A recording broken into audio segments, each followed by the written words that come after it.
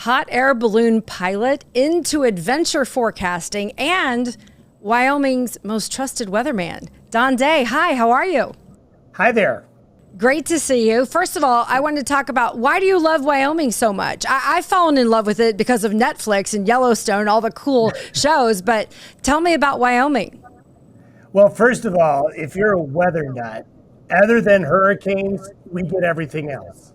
So the variety of weather here is amazing, and it's a challenge to forecast. And then, of course, you got the wide open spaces, you have the scenery, you have the outdoor activities. So it just fits in perfect with what I do.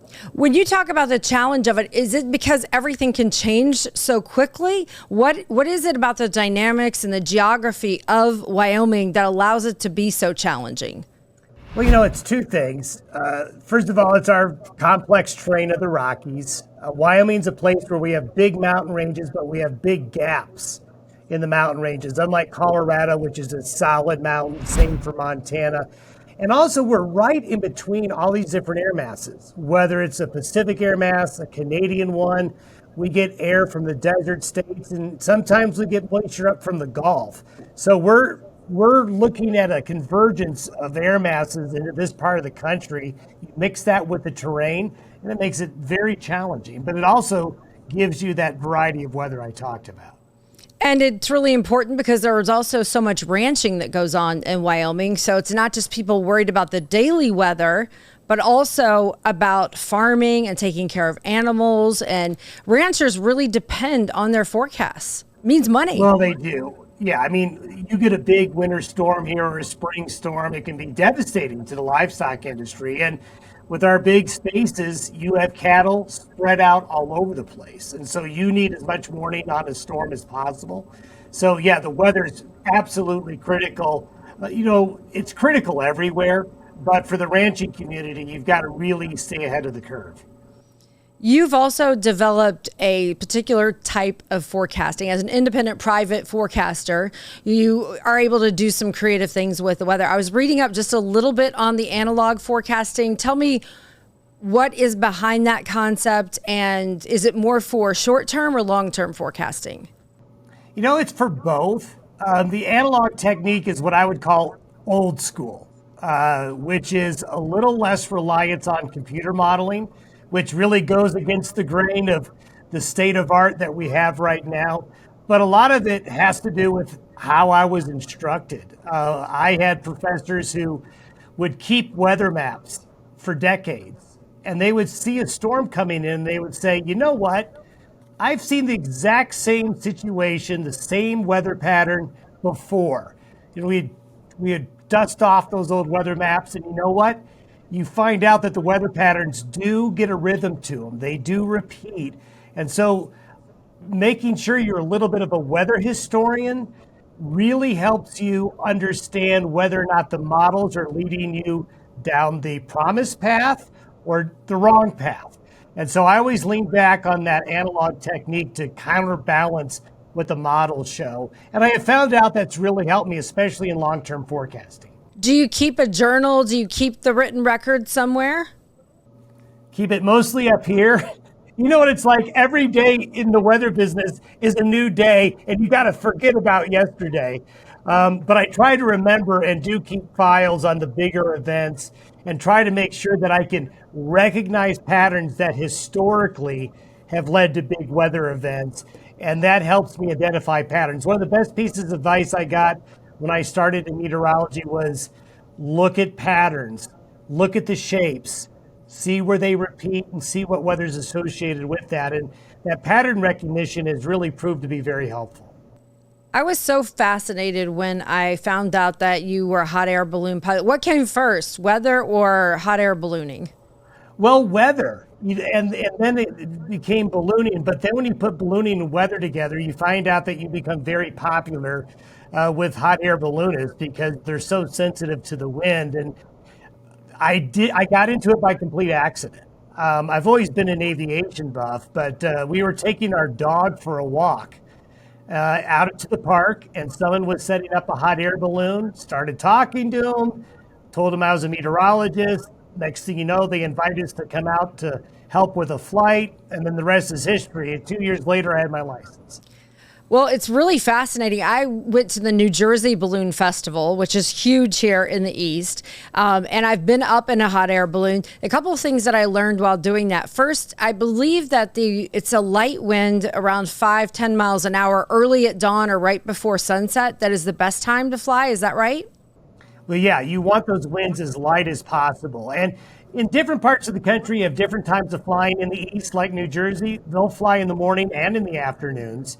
Out here in the Rockies where I'm at, it's pretty much you only do it in the morning, but you take advantage of those light wind currents that happen during either sunrise or near sunset.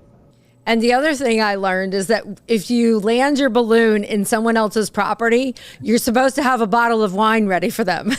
Well, there's another good reason to get into hot air ballooning. You can drink champagne any time of the day. Yeah, you don't want to show up in somebody's backyard empty-handed, that's for sure.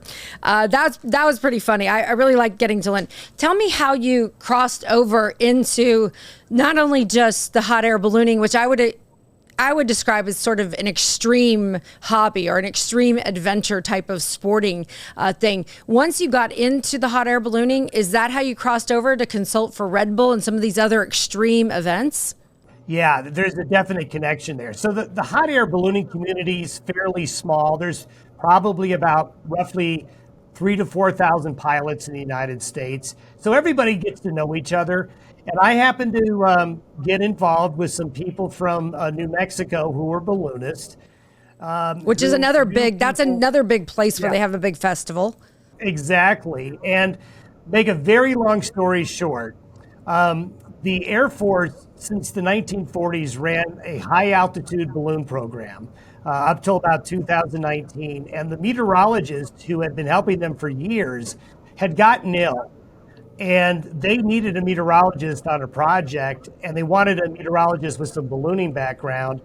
And I kind of it was baptism by fire. I told the people that I was willing to help, and the next thing you know, I was at White Sands Missile Range working on a project to launch a stratospheric balloon with no experience. And that's how it started. I did that, and then it started to build doing other high altitude projects. Stratospheric balloons are huge. They can be 7 stories, 10 stories tall, and they take very precise weather to launch them safely and also to predict where they're going to go. And so I learned how to do that and kind of formed a niche, so to speak, to where I ended up becoming the weather guy for a lot of high altitude projects where balloons were used. And one of those was the Red Bull Stratos space jump. And just to give people a little bit of information on that, that was the first successful, like you're just outside of the Earth's atmosphere, I guess is how you would describe that. And it was like a 14-minute transition into the atmosphere. How did that work? Well, yeah, it was an extremely ambitious project. Red Bull had a skydiver named Felix Baumgartner who wanted to break the high altitude skydiving record, which was broken by a gentleman named Joe Kittinger, who did it while he was in the Air Force in the early 1960s. And he jumped from 102,800 feet. So the goal of the project was to break that, which basically means you got to go into the stratosphere.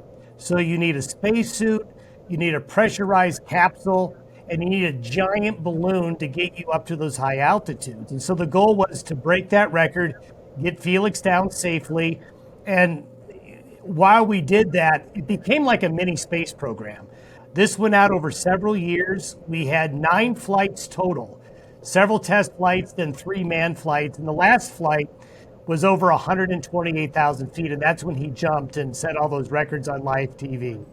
That was insane. I remember the images of it. I can only imagine what the forecasting and figuring out some of those different winds, because if people don't realize it, the wind, pretty much increases with height. You can get extremely dynamic winds high in the atmosphere at that altitude. And then you get to the stratosphere. That's a whole nother level, literally. But it sounds like almost a Mission Impossible scene. That's almost what it looks like. And you did involve yourself in one of the Hollywood events, the David Blaine Ascension. I remember that very clear. What was that like working with him and getting the forecast right?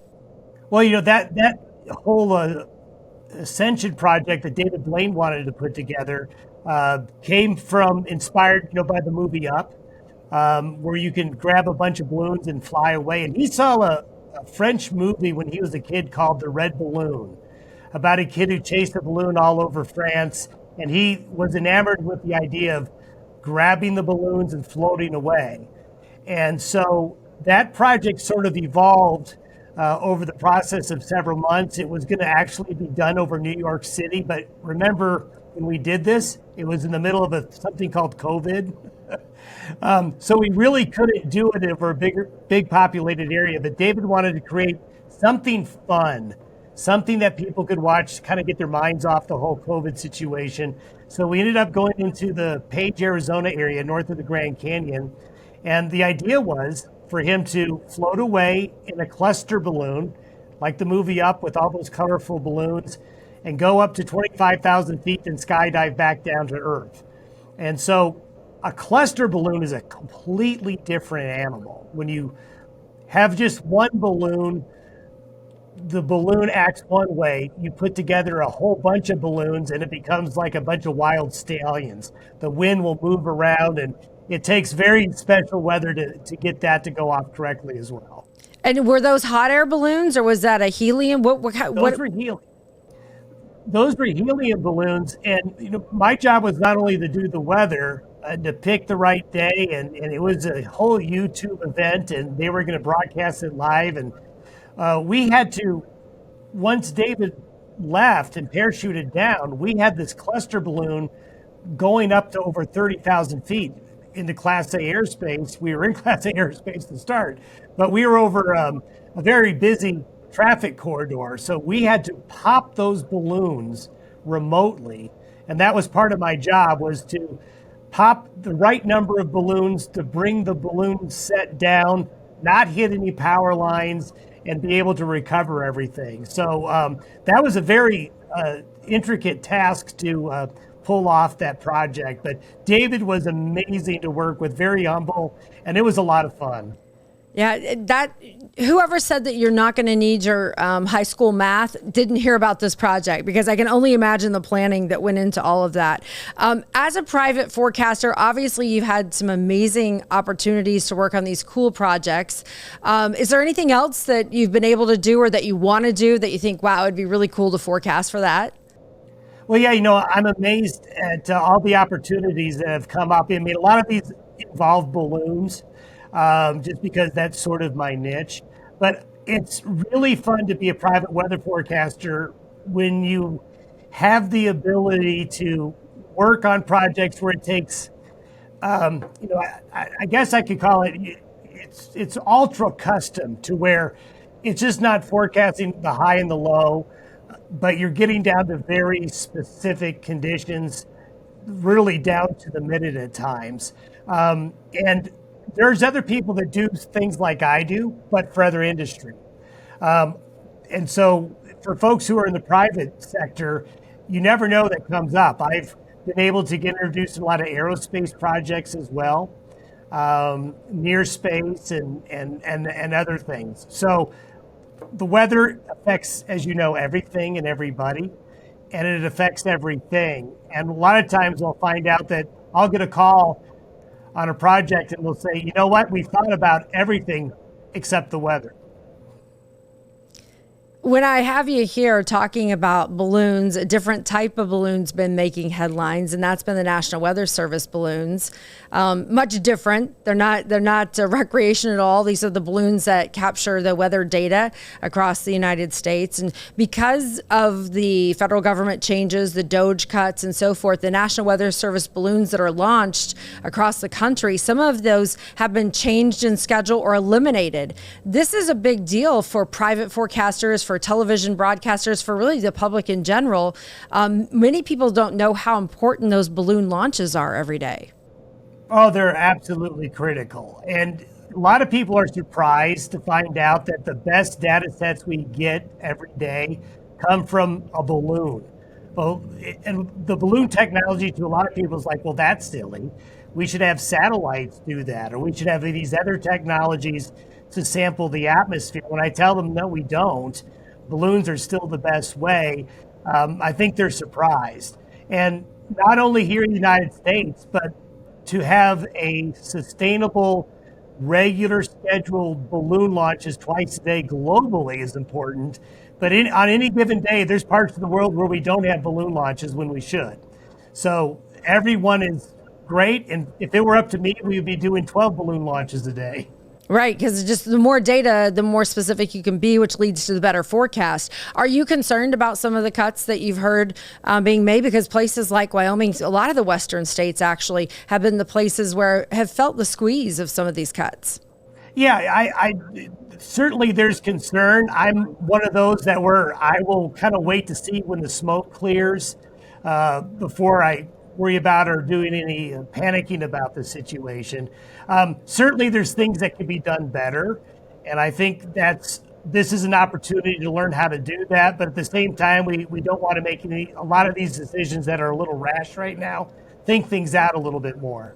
Yeah, I'm with you along the same lines. We'll see how it plays out. It looks like some of the cuts, maybe they've done from the bottom up so that they could add them back on if they need to. So maybe there's some rationale there. But exactly, we're going to have to wait and see how this turns out and plays out, because we're going to head into hurricane season, of course. That's going to impact a lot of people. And some of those outlying and federal NOAA outfits, they could be the impact. So we'll wait and see what happens with it.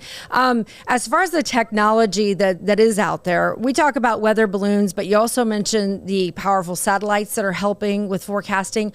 What are your thoughts on AI? What are your thoughts on the new supercomputer models that are out there? They haven't been able to put the graphical data out so much, but that's coming. What are your thoughts on what's ahead in the future of weather forecasting? Well, I think AI is exciting in terms of how it can help weather forecasters. At the same time, I don't think it's necessarily going to put weather forecasters out of business. I use some new weather AI tools every day, and I will tell you that there's sometimes I'm terribly impressed, and there's sometimes I'm not. And so I view AI just like the computer models we use, whether they're the GFS or the European or the ICON or the Canadian, all the other models that we use. AI is a tool, and I remind folks when they ask me about weather and AI is that, well, AI starts with a weather model anyway. And so inherently, the weather AI is somewhat flawed, because if we had the perfect weather model, you and I wouldn't be here talking, because a server farm would be doing all the weather people's jobs. So I think AI is exciting. I think it's going to help. I think it's going to lead to help in accuracy, especially long-term forecasting. But like anything else, it's going to be a tool, and like any tool, you got to use it wisely. Because one criticism I have of the models and people's use of the models is, especially on social media, is somebody will post something on social media for a forecast that's 10 days away. And that doesn't make us look good when the 10-day forecast ends up being, well, off. And so we got to make sure we're careful with the AI as well, because we're in a communication business, and the best communicators of weather information are always going to satisfy the public need the best. And so you could have a great model, but if you can't communicate it, you're not utilizing it best. Yeah, if you can't tell people what it's actually about, then it's pretty much useless. Do you have a favorite forecast? Do you like the short-term forecast? Do you like the long-term forecast? Do you like seasonal forecasting? Do you have like a favorite that you feel like you do really well? Yeah, I really like pushing the envelope. So I've really, in the last several years, tried to hone my skills, so to speak, on the next 7 to 10 days, kind of looking outside that 5-day window. Because if you look at the statistics, the 5-day forecast, we're getting pretty accurate, doing pretty good, but want to give people that edge. And in the private business, private meteorology side of things, we want to be able to give our clients that little extra edge. So that 7 to 10 day and that seasonal forecast is something that I'm really trying to learn.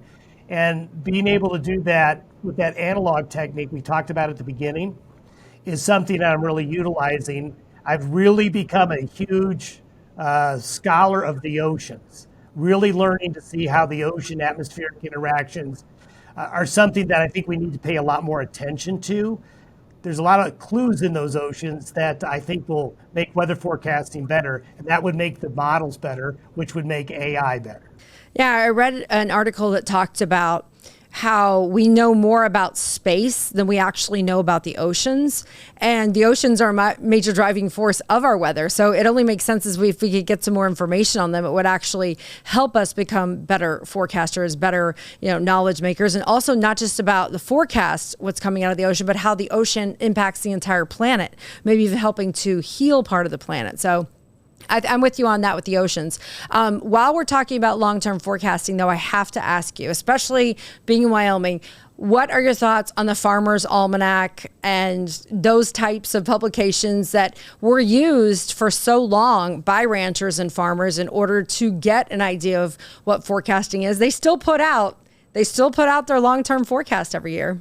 They do, and I have a lot of fun with them. And I will admit that there are sometimes they hit it. Sometimes they don't. Then at the same time, when you try to ask them or try to find out, well, what do you use to make the weather forecast? They say, well, it's kind of like the secret sauce. We can't give you the recipe. So what are my thoughts on it? First of all, I think from where I see it, it's fun. I also like to see how it will do throughout the course of the year. Do I use it as part of my repertoire, so to speak? No, I don't do that. But I do pay attention to both of the farmers' forecasts that do come out, because a lot of my clients, a lot of the farmers and ranchers I work with and people in industry, they do pay attention. So you got to pay attention to what the almanac says, because a lot of people put a lot of credence into it. Yeah, it's true. It's interesting. It's a good form of entertainment, can be a resource. A lot of people still use it for deciding when they're going to plant, different things like that. So it does have its place, that's for sure. It's really great getting to know you, Don. I've really enjoyed this conversation. I'm wondering if you have any favorite sayings about weather or any sort of tidbits where weather parallels life or weather reflects life. Well, yeah, weather is a good analogy for life, really. I mean, the ups and downs, the surprises, you go through long periods of boredom, then you have a lot of excitement.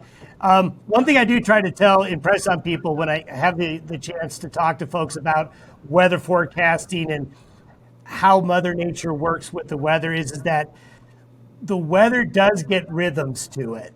And if you pay really close attention and you become a keen observer of the weather, you can really learn a lot. And this is where I do get a lot of feedback from the agricultural community. So I'll talk to a rancher whose family homesteaded this particular section of land for over 100 years. And they'll have weather wisdom that I will pay very close attention to, because they have had generations of observing the weather in a particular location. They may not be able to explain how the meteorology works, but they'll be able to say, oh yeah, if that thunderstorm forms over there, we won't get a drop. And it's going to go over there and hit the neighbor's place. And I'll go, yeah, sure, right. But you know what? I find out they're right. So weather gets a rhythm. Be a keen observer of the weather, because that will help you anticipate the weather better. You'll start to get the rhythm if you pay attention. And there may even be something to, I feel it in my bones after all. Yeah, I have weather ribs, and then always have a good friend with a weather knee, because that little thing really helps. And the animals, out here in the West, we have elk, and I swear the elk have some type of internal mechanism to know when a big storm's coming. They'll move 7 to 10 days before a big storm. They'll moo? They'll move. They'll get out of the higher elevations. They'll go down lower. That's crazy. That's cool. Elks are amazing. They're so huge. I saw one in the Rockies, in the Wasatch Front, actually, last summer in person. I was just like, this is incredible. What an incredible animal. Absolutely awesome. All right. Well, Don Day, it's been wonderful getting to know you. DayWeather is your company, and I really appreciate you taking the time. And hopefully I'll come out and see you in Wyoming at some time.